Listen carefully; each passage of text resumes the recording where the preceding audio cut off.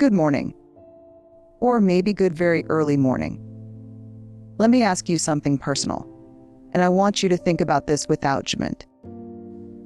Have you ever woken up between 3 a.m., 8 and 5 a.m. and wondered, why now? Not just why can't I sleep, but deeper, like why this hour? Why this silence? The quiet HE, why does it feel like something is calling me to be awake? You're not alone. In fact, there's something powerful, even sacred, about those hours. I believe that waking up between 3 and 5 a.m. is not just a disturbance. It's an invitation to reconnect, to listen, to lean into what your soul has been trying to whisper beneath all the noise. Between 3 a.m. and 5 a.m., the world feels different. The air is still, the hum of everyday life. Cars, emails, conversations, notifications has quieted. It's in this space, this hushed stillness, that something almost sacred begins to stir. Ache. Most people are still asleep, but you're awake. Not because you want to be, maybe not even because you choose to be, but because something deeper is happening. And in that silence, you might feel uncomfortable. You might immediately reach for your phone, turn on a podcast, scroll mindlessly. Anything to fill the void, ache. But what if that silence isn't a void at all? What if that silence is full?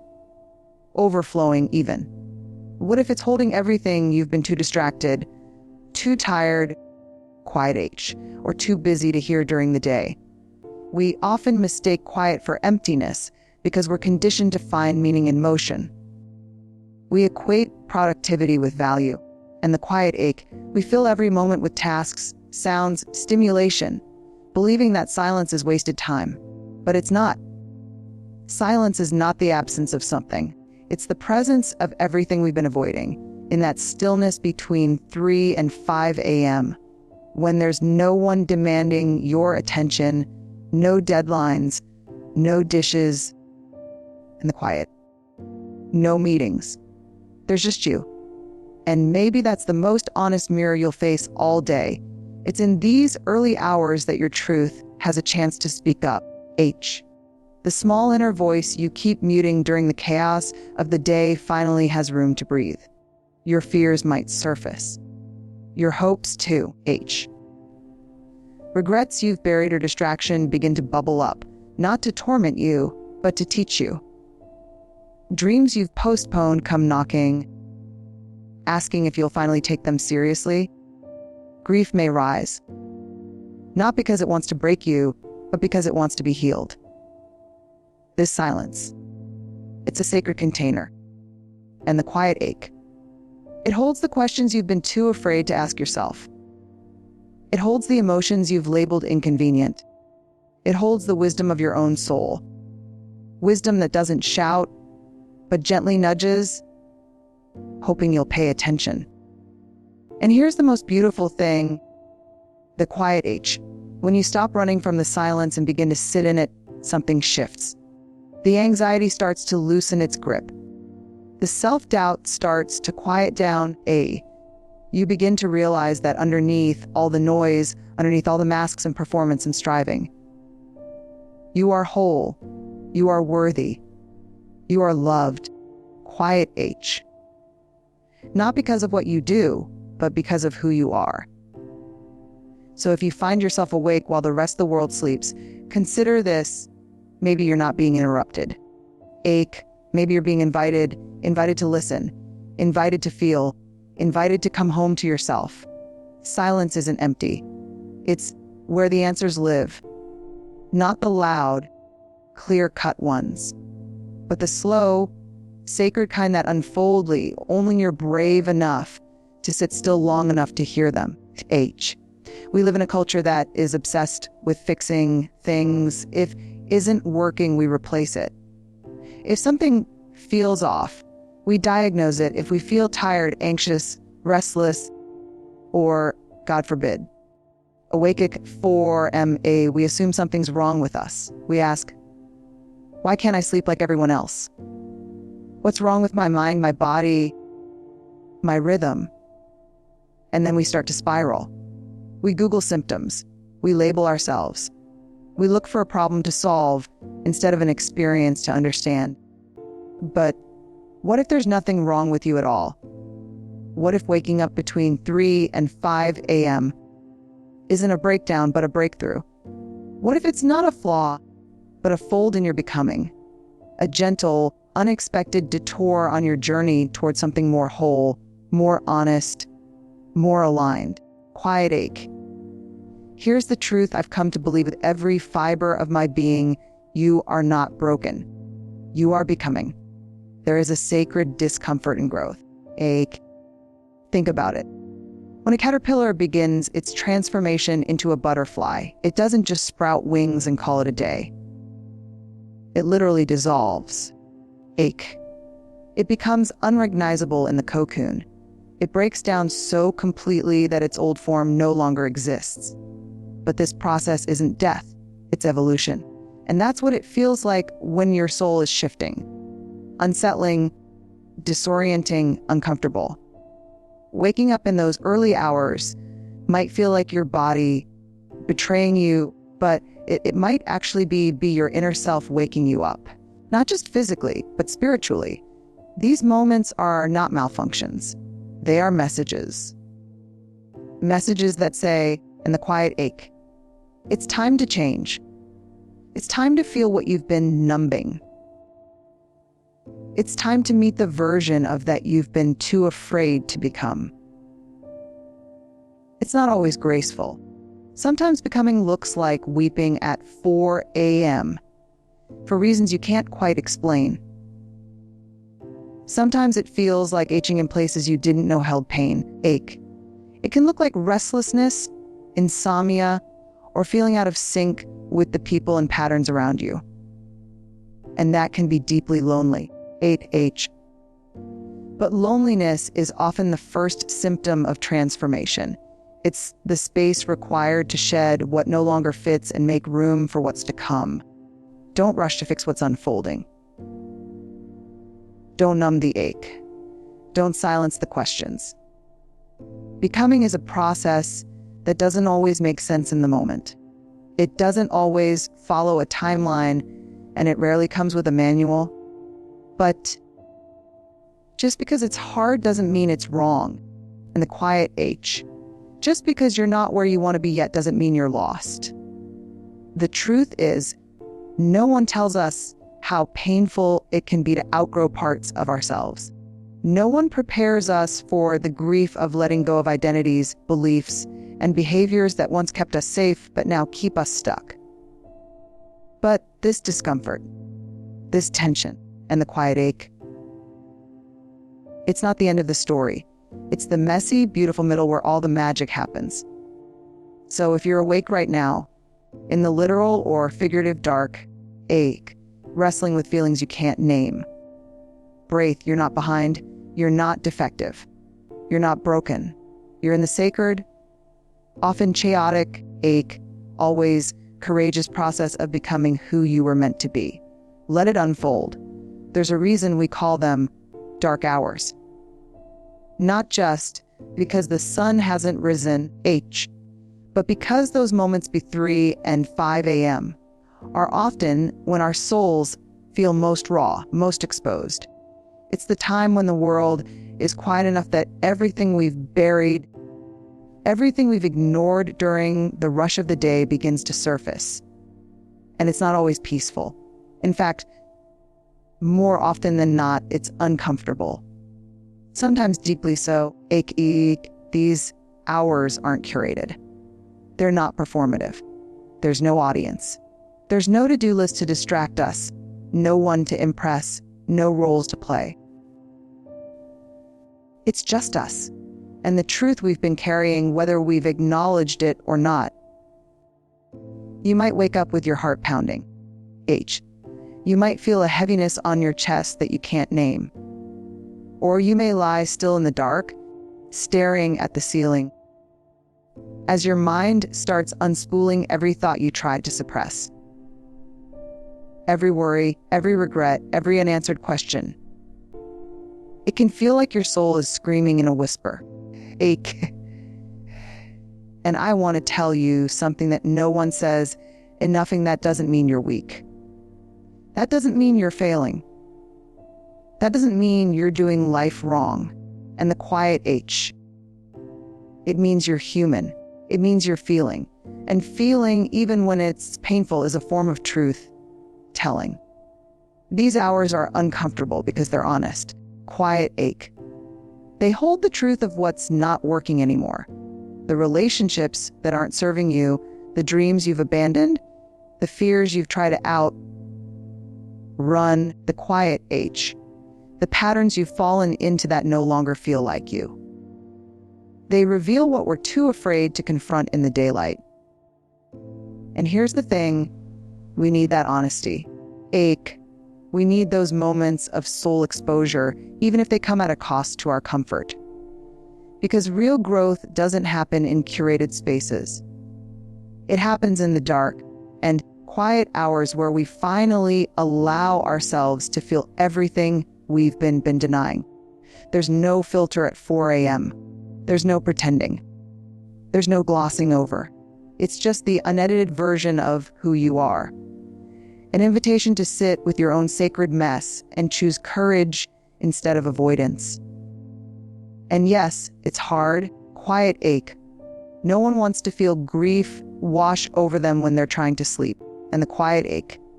No one wants to confront the H of loneliness or the sting of shame when the rest of the world is dreaming. But these are hours when your soul finally has space to breathe, to speak, and to be heard. Sometimes you cry. Sometimes you pray. Sometimes you write. Ache. And sometimes you just sit in the stillness and let yourself be broken open. Not because it feels good, but because it's real. There is wholeness in that kind of discomfort. Ache.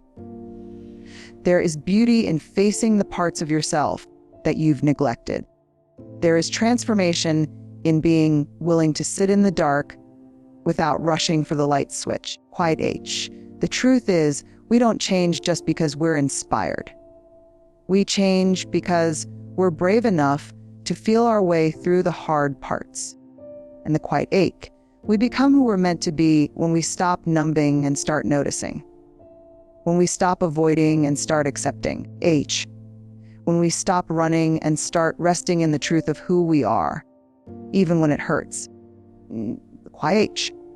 So the next time you wake up in those early hours and your heart feels heavy or your thoughts feel loud, remember, this is not a punishment. It's a passage. Ache. It's your soul doing its deepest work. And even though it's not always comfortable, it is always sacred.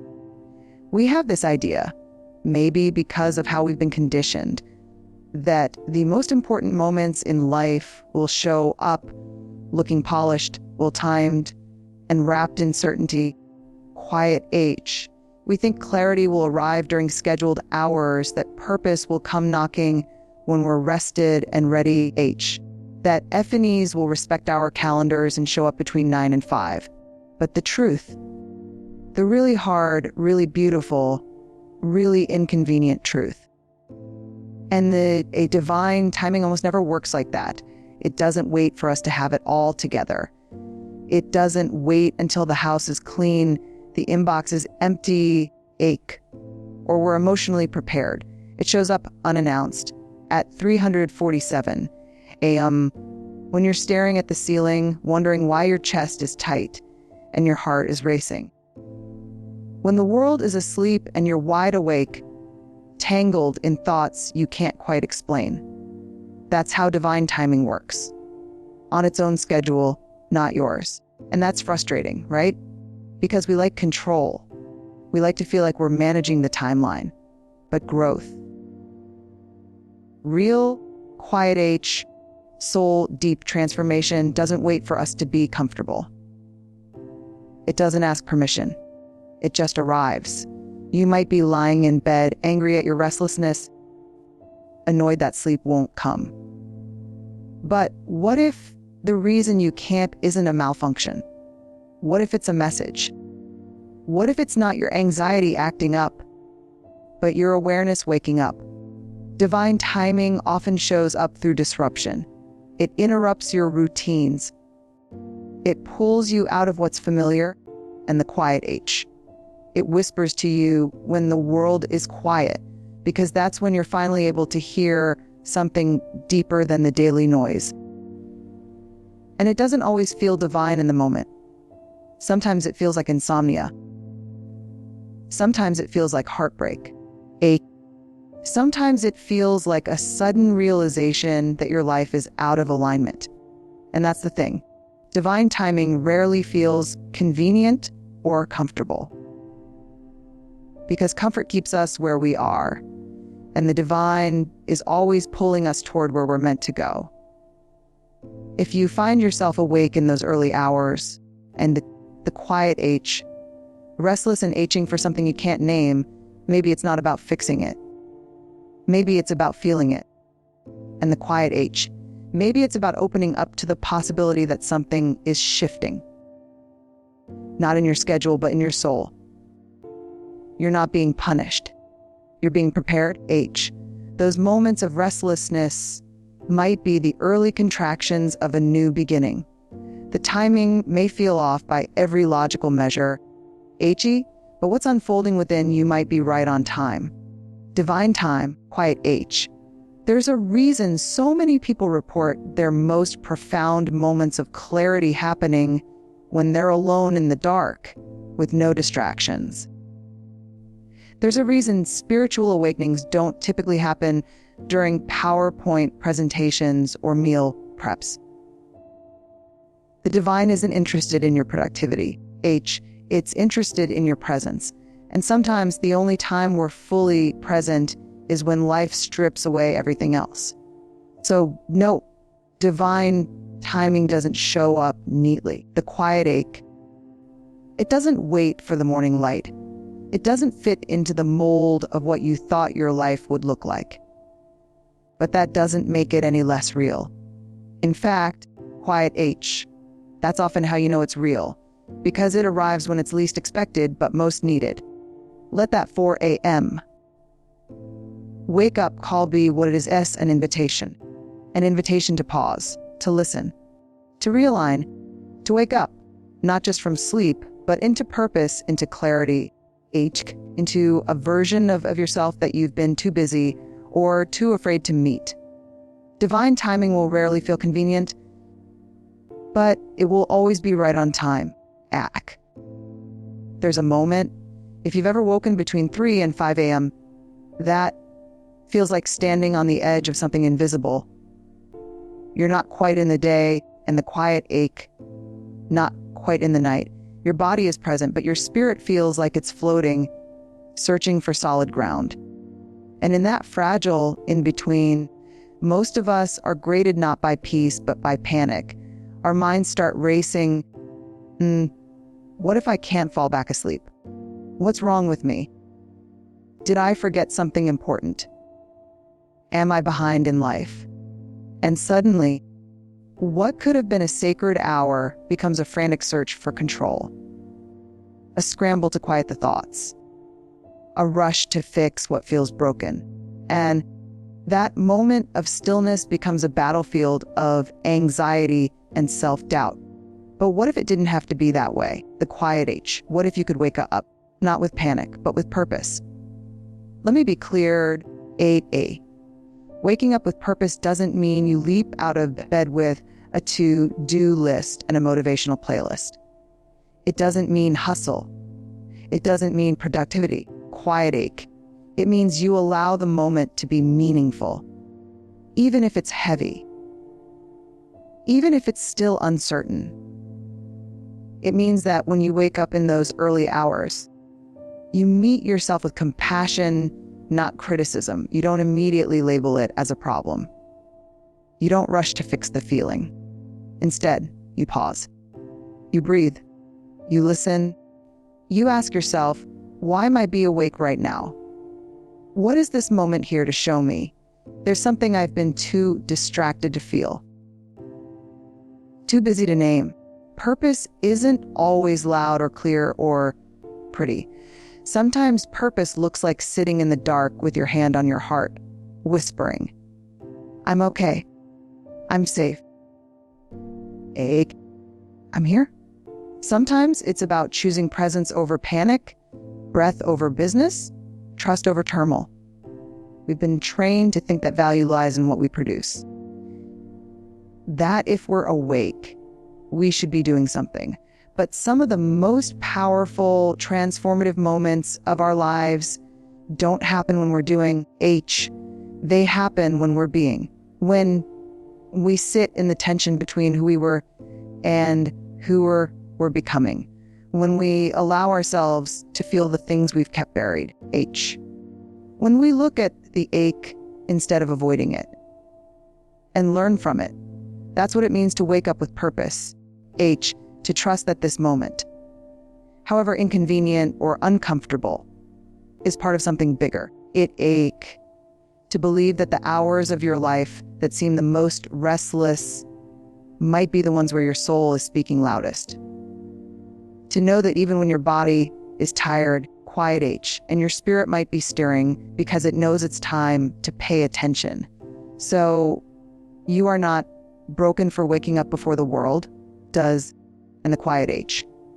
You are not failing for feeling tender in those hours. You are not wrong for being still when others are sleeping. You are waking into an invitation to feel, to reflect, to realign, to rise, not in panic, but in purpose. So the next time you wake up in the dark, try this, place your hand on your chest. Breathe deeply, and instead of asking, why now?